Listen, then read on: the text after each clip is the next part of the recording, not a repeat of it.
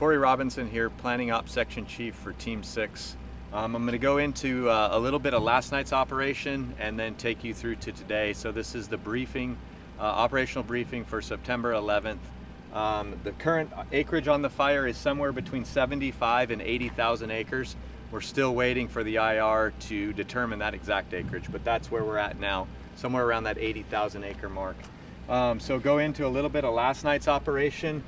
Crews were successful. We were close coordination with the fire marshals, the Oregon Fire Marshals team, and they were doing their stuff there around structures, and they assisted in us. So what we were able to complete last night was some small firing operations using the Salmon Creek Road, and I'll just refer to as drop points on our maps. So we were able to come up here just before the switchback on the road system here below the OHV area, and we were able to burn or bring fire down all the way down into the bottom of the Salmon Creek Road. We were also able to pick up just a little bit of fire from DP 63 and then bring it down. So what we were able to do last night is create an anchor point to start working out going north and then south. So we'll go into that when we go into the daily operations, but that was what we were able to accomplish last night.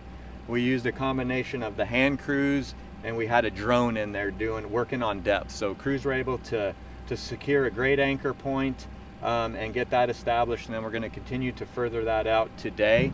So working in today's operation into Division Alpha, they're just going to continue to do that, work on depth, and continuing to work up. The goal would be to get to around DP 29 on your map, kind of the center of the OHV area here. Crews continue to just improve the 19 road for future burnout operations into Division Alpha, and then Delta is the same. Delta is in coordination with the Alaska Team Type 1 to figure out how we can go about tying the north end of the fire into their north end of the fire. Slipping back around to W and T, those divisions will split now with the new movement on the fire. So W will handle from the Salmon Creek Road down to about where the railroad tracks become part of our primary line. So we're in there now in coordination with the railway. They've shut down all the trains for a period today.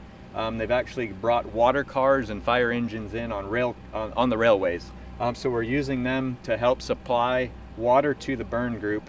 So we've got folks in there going to try to do some burning and bring that back up to DP 66 and then all the way up to DP 63. So the goal for that would be to get Yankee tied in with Division Whiskey down here at DP 70. Just continuing to scout and improve this road for future burning operations moving forward, again in coordination with the Alaska Team 1 over here on Division Gulf to figure out where we can anchor that in to secure the tail end. That will be the operational briefing for today. Damon Schultz, I'm Operations Chief with the Oregon State Fire Marshal's Office. I'm here to give you a daily update on the Cedar Creek Fire just outside of Oak Ridge. I'll go through a little bit about what took place yesterday and what we're going to do today.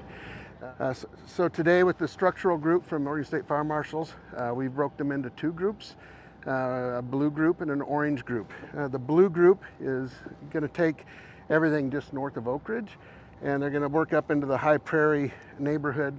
You're going to see them coming through. What they are doing today is they're assessing structures, and they are evaluating the risk, the areas of risk up there.